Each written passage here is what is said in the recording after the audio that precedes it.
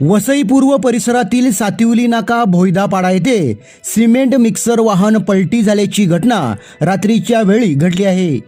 या अपघातात केबिनमध्ये अडकून चालक जखमी झाला आहे, तर मिक्सरमधून सिमेंटचे मिश्रण रस्त्यावर पसरल्याने वाहतुकीस अडथळा निर्माण झाला होता। वसई विरार परिसरात विविध ठिकाणी रस्ते व विविध विकास कामे सुरू झाली आहेत, त्यामुळे सिमेंट मिश्रण वाहनांची मोठ्या प्रमाणात वर्दळ सुरू झाली आहे। मंगळवारी रात्रीच्या सुमारास वसई पूर्वेच्या सातिवली नाका परिसरात RMC वाहतूक करणारा मिक्सर उलटून अपघात घडला। या अपघातात मिक्सरच्या केबिनचा भाग चेपला गेल्याने त्यात वाहन चालक अडकून पडला होता। यावेळी स्थानिकांनी मदतीला धावून अडकलेल्या वाहन चालकास बाहेर काढून उपचारासाठी दवाखान्यात दाखल केले। हा अपघात होताच वाहनामधील सिमेंट मिश्रण रस्त्यावर पसरले, त्यामुळे वाहतुकीस अडथळा निर्माण झाला होता व इतर अपघाताचा धोकाही वाढला होता।